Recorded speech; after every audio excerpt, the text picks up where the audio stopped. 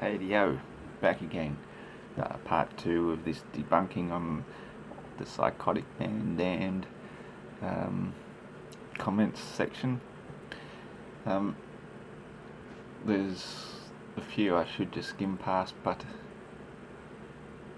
anyway, I'm not going to, because the very next one says, from Minners71, he responded to Happy Gamer L231, I don't understand your point, if I'm being honest. And that is exactly what I was trying to say, because Happy Gamer L231 says, hey guys, if he doesn't believe in science and Earth's model is science, no abbreviation here, it's terrible, at least put an apostrophe in somewhere.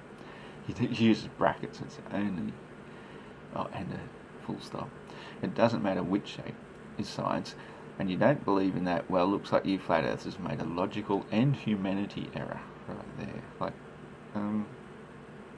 science and humanity, I don't know if they're really compatible in the first place.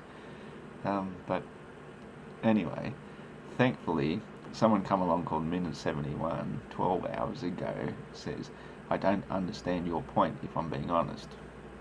Thank you. At least somebody is able to stand up for logic and constructive criticism.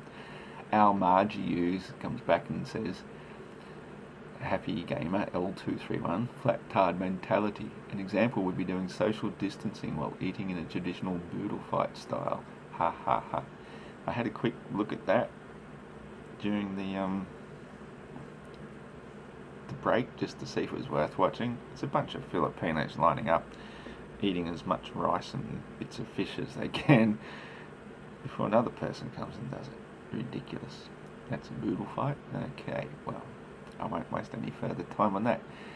Carry, no hey, 11 hours ago says to me, hey, hello, I wrote to you a petition in another Dan video some days ago. Do you already have the explanation of how lunar eclipses work in the flat earth model and how to predict them? Need more time? Yes, I've actually been over that multiple times, and something that appears to be so simple by saying the term lunar eclipse, to expect me to be able to explain it in just a single sentence is seriously going to waste my time and your time. It's something I've gone into multiple times in the past. You can look on my channel if you wish. The moon needs to be discussed. That is probably one of my better moon videos that I've made to date. In short, the lunar eclipse works when the sun and moon are opposite each other and a third celestial body, often known as Lilith in times gone by, sometimes known as Rahu in other cultures, passes between the sun and the moon, blocks the sun from reaching the moon, and the only light that reaches it is earthshine, which appears dull red because our atmosphere absorbs all the blue light spectrum. That is it in a nutshell, in a simple sentence. Ox777 says, 11 hours ago, you might want to reconsider that comment, since you'd have to find a way to view that picture in one way while standing in the centre of the room while flipped on the head when standing near the wall for your model to actually fit that observation. You can't make this shit up. Last time I checked, the generally accepted flat earth model isn't putting north at one end and south at the other end of the map, but rather puts north into the middle while pretending south is the outer rim. Well, okay, yeah, that's pretty much the model. So when you're north of the equator, you're on the inner side looking back at the moon. So the moon and sun go around the equator. That's where they are. That's their path, more or less. They might vary quite a bit, especially the moon. But when you're looking at it, it's above the equator. And that's where you're looking at it at. It's just so high, it might appear to be more or less overhead, because that's height perspective for you. So when you're standing on flat level ground looking up at something from either direction, somehow this means you have to view that picture in one way while standing in the centre of the room while flipped on the head when standing near the wall for your model to actually... These people are just insane, honestly. You're standing upright, you're looking up at the same thing from different sides of it. How hard is that to understand, you Ox 777? Flaps are idiots, says Aussie Roscoe. That's a 2D object, you idiot. That doesn't work with a spherical 3D object. Fair enough, but by the time it's that high up in the sky, it's still going to appear 2D, isn't it? Like any photograph is going to appear 2D. That's how vision works. The way we make a 3D image of it is by using the distance diminution thing and showing the nearer things bigger, the further things smaller. But they're still 2D images. I mean, the screen that I'm looking at myself ranting and raving on at the moment is a 2D flat image screen, and yet because of the lines of perspective, the bricks, the shapes around me, it gives it that 3D effect. So for all intents and purposes, you're always looking at a 2D object.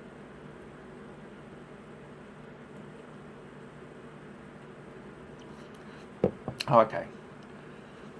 This goes right back to one of the very first things I said on the first part of part 1, and that is when you're very, very far below something, even if it is a 3D spherical object, as the moon is, to the best of my knowledge,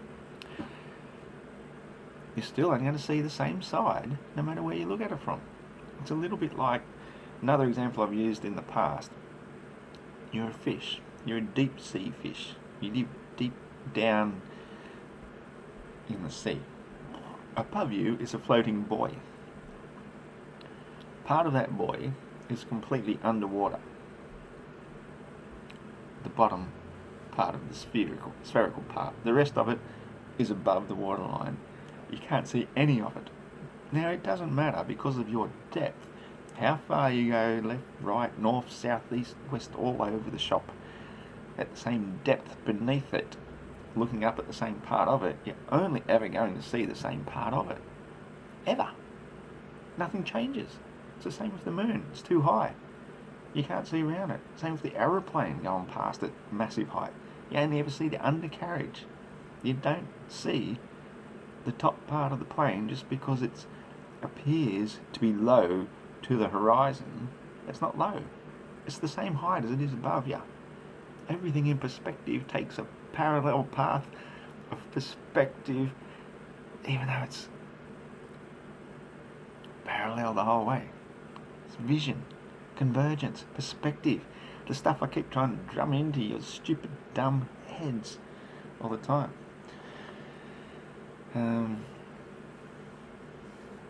Evan Antum says, now have fun trying to find something flat you can put on the ceiling and view it as a fucking disc from everywhere in the room. Like a flat picture of the moon. That works just fine. In a room example. In reality example, as I just explained, it's too high. It will appear to be a flat disc, no matter where you view it from. Chris Johnson then comes along with a bit of projection and he says one word: idiot. Happy Gamer comes along for another stab. Happy Gamer L231 at Miners71. LOL. Look it up. The models are a part of science and math like everything else is. These geniuses, they can just sum it all up in one tiny little sentence. Look it up. Look it up, the models, it actually says. No sense of punctuation whatsoever. Look it up, the models are a part of science and math like everything else is. Look it up, the models are a part of science and math like everything else is. Let's put a bit of punctuation in there just to try and make some sense of this. Look it up. The models are a part of science and math like everything else is a part of science. No, that's not really how it works, mate. I don't know what you think this mythical science is.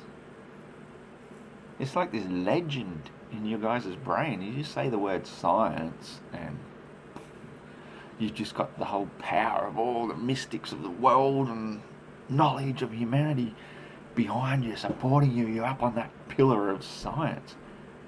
That isn't actually how it works. Science is going outside and making an observation for yourself. And not sitting in your little laboratory or your little classroom and looking at models, even though they may be a part of science, and maths may be a part of science. They're not observational reality that you can actually test and see.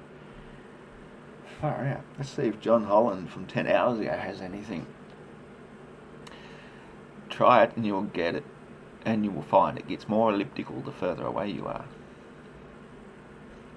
According to the flat earth, the sun gets no further south than the Tropic of Capricorn, yet in South Australia around midsummer the sun rises south of east. It then travels in an arc towards the north and continues its arc to set south of west.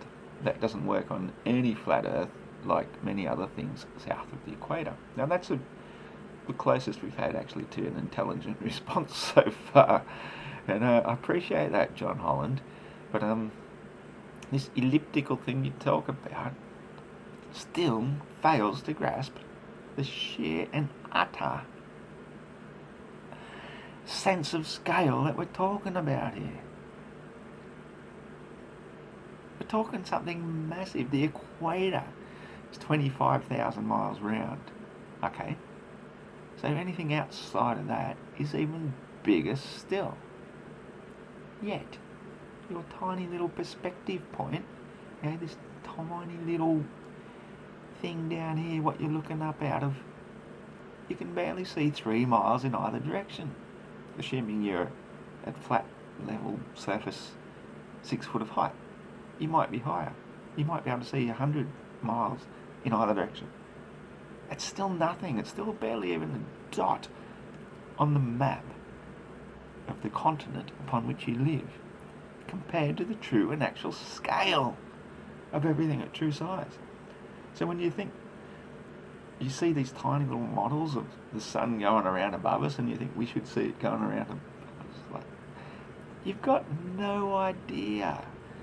If anything, it should be showing an almost directly, exactly straight line from your tiny perspective, but it doesn't, because the nature of light and the path of the sun are very, very little well understood. I went way too far last time I tried to introduce that to planar walk on modern day debates. I was introducing knowledge too soon that obviously the globers aren't quite capable yet of grasping. I have to take tiny baby steps before I can even begin to start talking about the nature of light. The heck is that? Pardon me a sec. Still good. Alright. So John, I appreciate you making a somewhat sensible comment there. That your east, west and all that sort of stuff directions are still personal to your position and do not take into account the magnitude of scale of the distance of the actual sun as it's passing around us and changing its slightly angular view throughout the seasons, simply because its height changes while the apparition still appears at the same height. It's something, I'll explain it to you one day. Endokraken, that's a pretty different name. It's Qraken. Endokraken. Flat Earth Aussie Roscoe. Love this comment thread. Roast your principles alive. Everyone has tagged you in their respective comment, and you're sitting there. Hey, your has an apostrophe in it. Thank you very much. My what is sitting there? At least if you put arse in there, it makes sense. And your ass sitting there with your thumb up your ass. I don't have a donkey, let alone put a thumb up it. Too arrogant, you mean T-double-O arrogant, to actually read the responses that debunk your stupid argument with proof to back up everything. And I imagine you sitting there 10 hours ago, mate, I was fast asleep. It's called night time. We do this thing here in Australia where at night we sleep. I don't sit up all night on the internet responding to these dickhead comments. This is what I do on my Saturday Arvo when I've got nothing better to do. In fact, I think I might just go and finish this early and go and start up my next batch of home brew. Bloody hell. Imagine you sitting there right there, just haters like, go fucking educate yourself, show us some real proof that the earth is flat and don't just base it off of inferences for certain things that are well explained and proved, but you're too stupid to educate yourself on why that actually is fucked up. I'm just going to read this as the one sentence it's written as. Let's see, this is a challenge.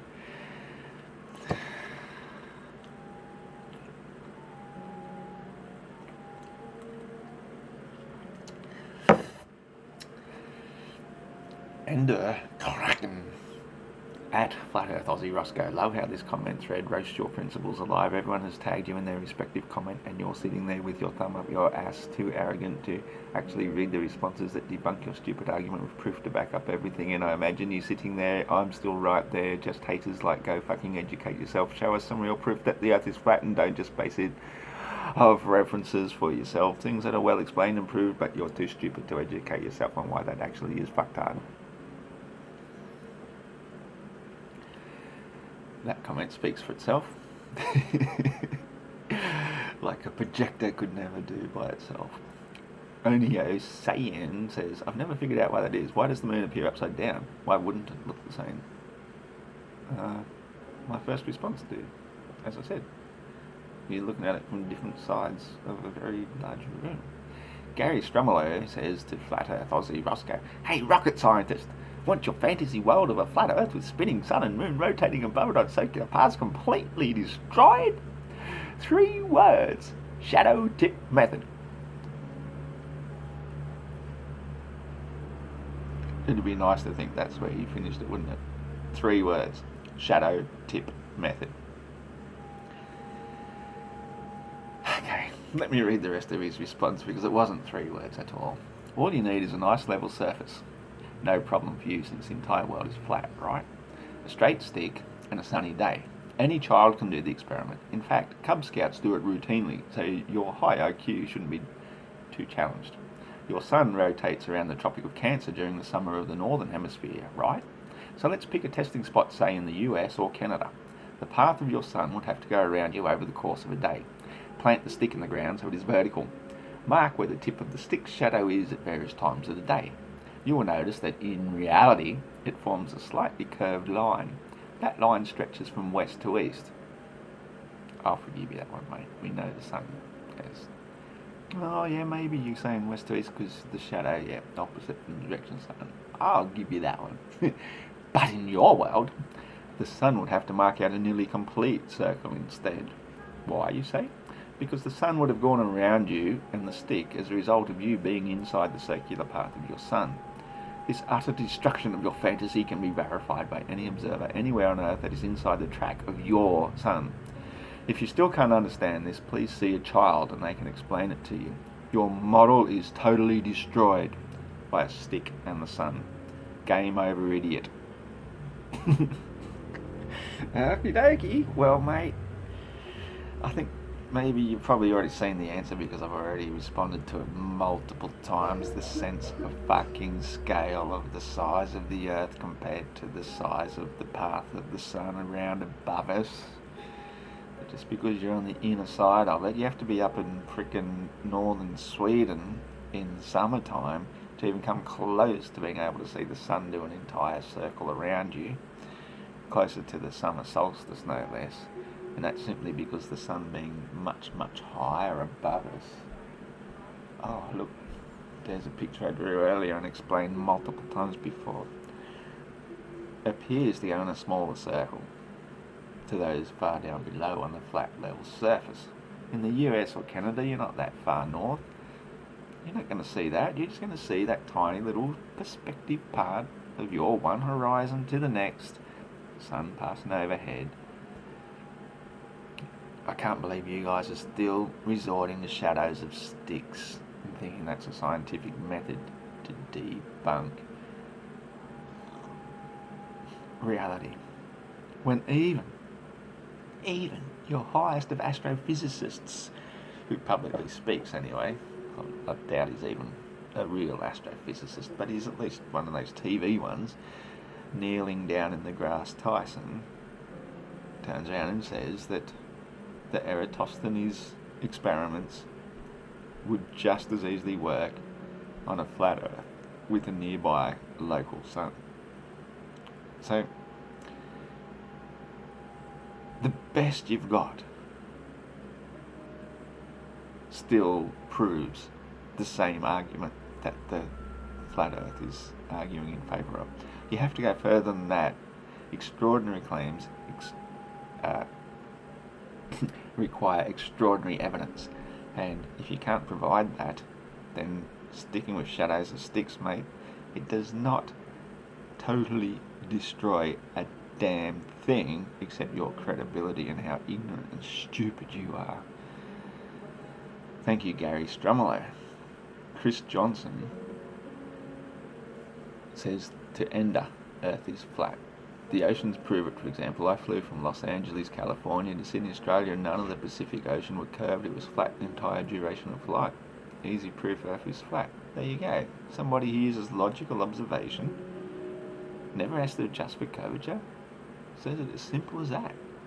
You don't need to get any more complicated. You don't have to measure shadows of sticks throughout the day and see how the path, yes, it is going in a circle, so yes, they're going to go in a bit of an arc. All you have to do is take a flight from Los Angeles to Sydney. I've done it. I don't recall going over any curve. It was dark a lot of the time, so maybe I missed that bit. T-Sokvakvul at Onyo saying, it isn't the moon turning upside down, it's the observers turning upside down in relation to the observers in the other hemisphere. If you have multiple observers along a line of longitude, north to south, because the line is a semicircular curve, that can't happen on a flat Earth, because the moon would have the same orientation no matter where in a line of longitude the observers observe it from. Does that make sense to you now? Yeah, but we're not on the same lines of longitude. Longitude is the north-south bits, and hang on, latitude. It's not even worth arguing. It's been done, dusted, killed, forgotten. Chris Johnson, are you really this dumb or are you trolling? Says Christian Furland. Chris Johnson comes straight back. I like this one. 9 hours ago says, bitch, why are you so naive? He does it in all capitals too, so yeah, good on you, Chris Johnson. Get up that Christian Furland. You're obviously not trolling, because you're just telling a factual observation that you've done in real life that probably none of these people have ever done. So, good for you, mate. Onyo Sayan comes back again and says to Topsokmakful, Sokmakful, some of these names, yeah, wonder where they get them from. Yeah, it does, just couldn't really wrap my head around it. Not a fluffer, I promise, just kind of dumb. LOL. Okay, so these ones aren't really actually saying anything. I'll read a bit of me. Topsokmakful. If you ever use that on a flat Earth, always remember to say it. The moon is observed just as it rises, so the horizon is just below it to compare it to. Oh God, no. The moon is the same height above the horizon at all times. Just because it appears low to you doesn't mean it is low.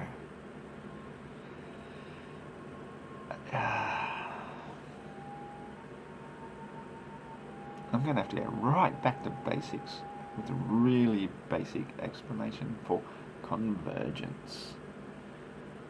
Convergence. Parallel lines appearing to converge at a singularity.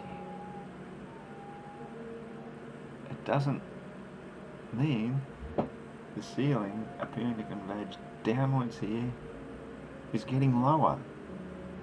It's an appearance. It's perspective.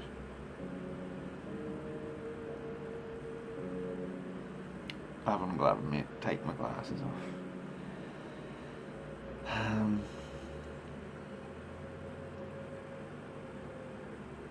Let's just jump to Anonymous Rex here. I don't know why I bother. I think we're done with this video long ago. Actually, the oceans very easily disprove the flat Earth model. Ooh, here we go. This guy's game. The tides cannot be explained under flat earth logic because water always finds it level and the earth is stationary. So why would the tides occur if all that were true? The globe model can explain and predict the tides perfectly, but can flat earth? I don't think so. Oh, Anonymous Rex, you are a funny, funny man. Yes, the flat earth explains the tides perfectly. Once again, may I direct you to my video which I've entitled The Moon Needs to be Discussed. It explains the tides. It is not something I can do in a single sentence just here to a silly response like that. However, I will just add that the globe cannot explain the tides because it says that the gravitational pull of the moon pulls the water from the earth just a little bit to create the tides. We have 2 tides in a day.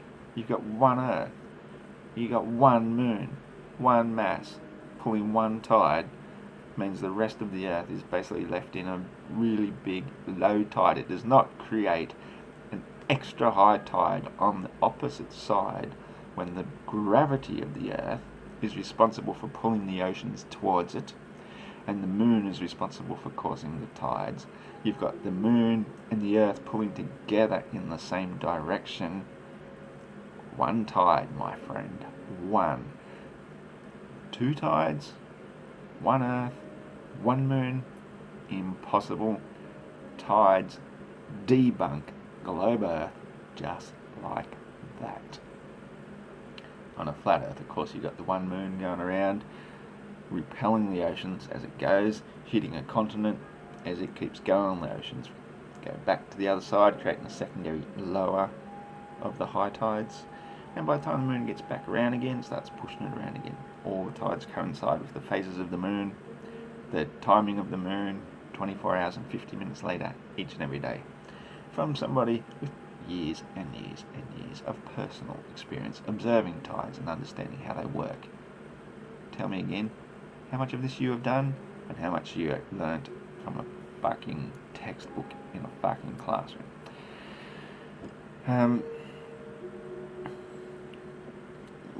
Pardon me, Chris Johnson does say tides work perfectly fine on a flat earth and able to be predicted accordingly. Tides is what make you ball earthers believe boats going over the horizon because you can't see the bottom of the boat. Tides are caused by Earth's magnetic field, also called magnetism. This magnetism changes the tides.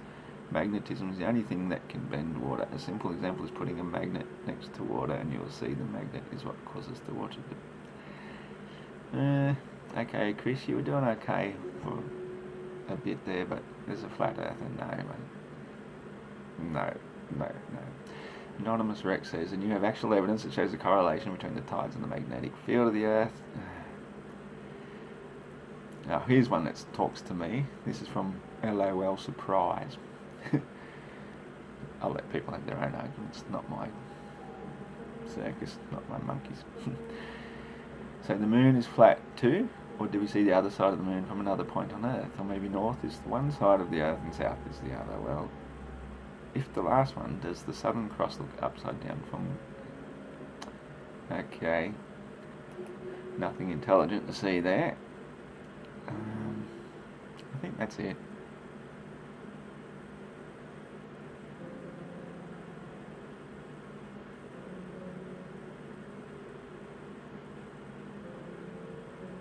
Ron Stone says yes, and the Southern Cross is visible from several countries at the same time. Oopsies. No, it's not. It's only visible at night time. You don't see stars at the daytime. While some of us are in daytime, others are in night time. While they're in daytime, we're in night time. We don't see it at the same time. Oopsies. And Chris Bolden finally finishes with, the easy one I use is asking for a picture of the Southern Cross from somewhere in the US. It's hilarious because even though there are a few places, they rarely get them right, and the few that do accidentally prove the globe. Could it be that you're just further south, nearer to the equator, where you can see things that are normally obscured by it? I think so. The globe is dead. Flat Earth wins once again. And I'm out of here. See ya.